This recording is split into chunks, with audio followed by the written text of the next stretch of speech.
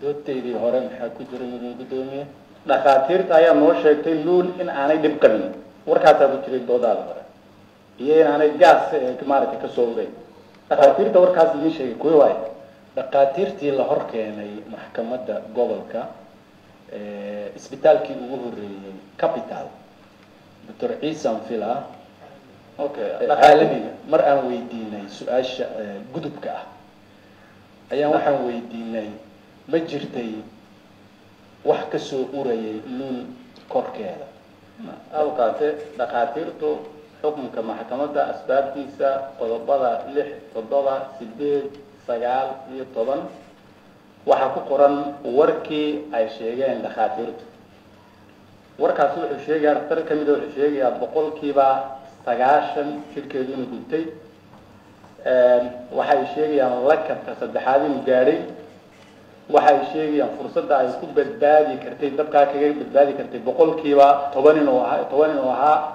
dhammaan warkaas wuxuu ku qorayay xukunka maxkamadda qaybta asbaabta qodobada 6 ilaa iyo 10 marka warkii naas markaa dhaqaad ka duwan warkaa ku qoran asbaabta maxkamadda dhaqaatiirtu inay idin sheegtaa halkay dhakhaatiirta waxaa la weydiiyey ma ka urayay gaas racfaanka maxkamadda racfaanka weyn haddaan raadiyeyna inaan ka heli karo wax gaasa kama uraynin buu yiri cabdixakiim in la dhahaan jeclaan lahaa dhakhtarkaas waa gabadha faaduma aha dhakhtarka ku xidhan okay warkaaga waxaa kaloo ku jirtay doodaada inkastoo su'aalahan duruucii la xidhaa idinka dabcan galay waxaa ku jirtay lama yaqaano sababta ay u dhimatay luul lama garanayo warka halkan aan ku aqriyayno waxaa ku qoran gaar ahaan dhakhaatiirta warkooda ay maxkamaddu tabinayso luul allah u naxariistee inay u dhimatay dab oo sababay gaas warka idigu marka halkeed ka keentay inay dabka u dhiman okay waxa waaye mudane gudoomiye markii mas'alaan oo kale ay timaado isbitaalna uu qof ruuxa ama bukaan ku yaallo ee la isku qabsado oo ay ka timaado dood sharciyeed waxaa muhiim ah in la xil saaro dhakhaatiir gaar ah oo ku takhasustay baarista qaabka qofka geeridiisa ay ku timid legal medicine la dhahaa dhakhaatiirtaas laakiin ma aha dhakhtarkii gacanta ku hayay oo ay kala dhaxaysay xiriir ganacsi marka ugu horeyso haddana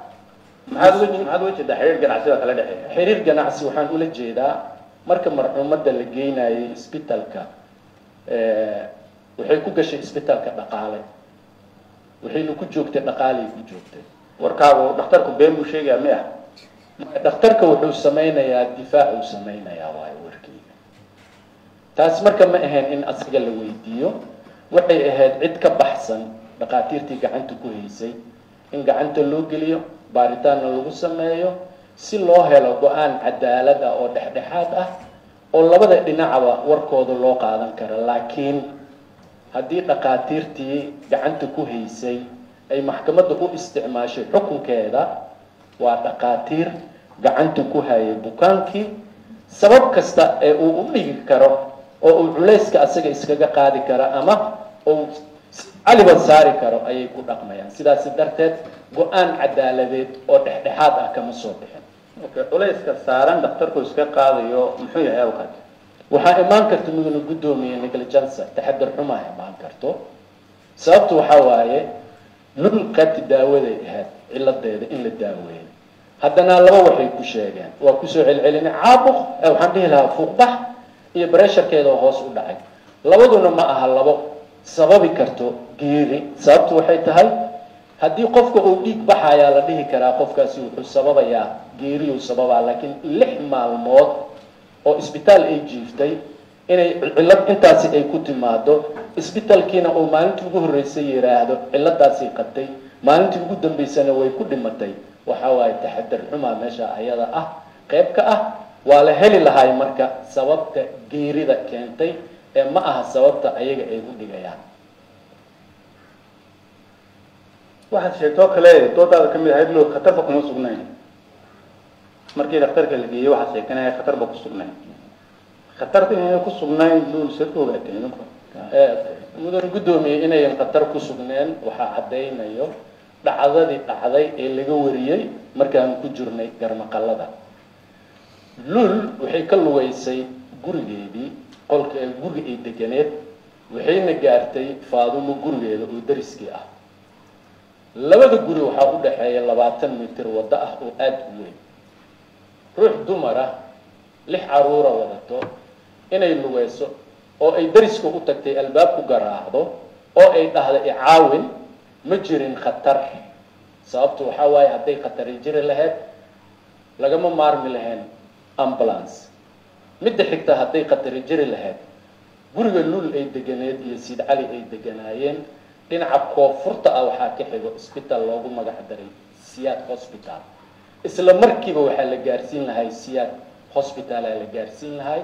halka 4 iyo 10 block oo block staago u leeyahay laba block ba ay u dhaxayso wado la gaarsiiyay bajaaj ku fadhiisatay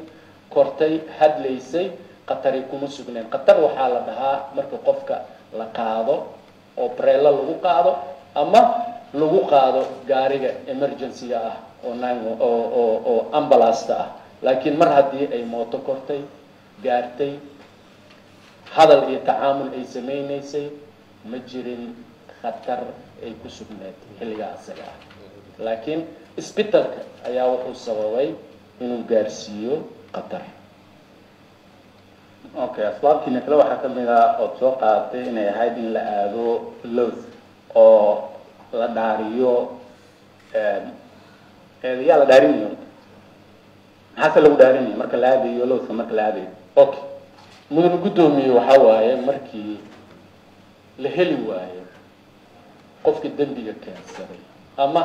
la arki waayo fal dambiyeed inuu dhacay shakina uu jiro meesha ayada ah hadda qofkii falka geystay miyaa la laayahay falka geerida wixii sababay waa la garanayaa waa tayn ka hadlayn laakiin falka geerida sababay ujeedku sidoo doono loo ahaadee ciddii sababtay miyaa la laayahay maya waxaa la laayahay cid samaysay fal gacanteedu ku samaysay fal sababay fal geeriya qof sameeyay ayaa la laayahay ee lama laha in Siid Cali uu guri gubay lama laha shidaal soo qaatay okay yaa la dhaarinayay si maxaa lagu dhaarinayay su'aasha hadii la aado arinta hadii la aado okay dhaar baa ka ratibmayso loofka dhaarta ka ratibmayso waxaa la dhaarinaa cidda ma cid halkan case kan uu fadhina yaa la dhaarinaya hadii maxkamaddu aado ka soo qaad dhibanaha dhaarta la siina hadii dhibanaha dhaarta uu soo ridiyo waxaa loo celinaa eedaysanaha okay su'aasha ugu dambaysa waxaad sheegtay eedaysana Siid Cali inaanu rabin inuu dib geysto Siid Calina wuxuu sheegay inay xaaskiisana istagaaleen shidaalna soo gatay gurigana dab qabadsiiyay goor habeenay ahayd 10 habeenimo ahayd caruur baa joogtay dab baa joogay muxuu Siid Cali rabay marka uu dabka qabadsiinay guriga la hurdo 10 habeenimo caruur iyo xasay hudaan Siid Cali wuxuu maxay niyadiisu ahayd muxuu rabay inuu sameeyo niyadiisu waxay ahayd sida uu u sheegay luul ayaduna ay ogeey inuu alaabtii guriga u tiilay oo gubanayo mar haday tire nin baan ku guursanayaa guriga ee albaabkaad ka baxaysaa ifo Siid Cali marka ujeedkiisa waxay ahayd oo intaas oo dhan uu u sameeyay natiijadina way dhacday alaabta ii taalan gubanayo ma ahaan marka qof qarsaday ama raadinayay inuu dhibaato qof u geysto ee waa ay ogeed albaabka markuu ka baxay waxa iimaan karta in laga xirto waxa iimaan karta telefoon in la wado waxa iimaan kara dariska in loo cararo intuba waa iimaan kareen waxay tusaysaa marka anaga ka qareen ahaan inaysan jirin ujeeddo ah inuu waxyeeleeyo xaaskiisa luul marka guri la hurdo 10 habeenimo aad ka soo qaado aad dab qabadsiiso aad joogto gurigii in la joogo la hurdo ama la joogo dhibka ka dhici kara intuu leeyahay maqyaas karin ma yahay sidaa horta mudan gudoomiye waxa iimaan kara Allahu a'lam ilaah baa caalim ku ah laakiin guriga ruuxiisa waxaa ku noolaa oo joogay 6 caruura waxna ma gaarin asagaana badbaadiyay kana soo saaray su-aasheedu waxa weeye marka tobankii habeenimo inta gaas soo gado dabaad soo qaadato guri la urdo aad qabadsiiso dhibka ka dhalan kara qofka caadiga ee miirka qaba ma garan kara miya wuu garan karaa laakiin markii gaaskii uu doontay ee uu soo qaatay ee uu qolka gubayay qolka waa marnaa cid kuma jirin markuu ugu yimid qolkeeda oo u sheegayna ma filaynin asaga inay daba marayso ay aadayso asagoo ku yiri alaabtaada ka qaada inta qolku soo guri kama mid ahayn qolku wuxuu ka mid yahay gurigu ka mid yahay dabku markaa inuu faafi karo gurigaas oo dhan gaari karo xataa 6 caruurta ah iyada iska dhaafay oo 6 waxa dili karo soo ma garan karin waa gaari karaa wuuna garan karay laakiin mararka qaarkiis qolku ku ekaan karaa dabka oo ma santahay sida waxaan siinaa xiriska xiraaliyaas oo jawaabtii uga yiraahdo sheego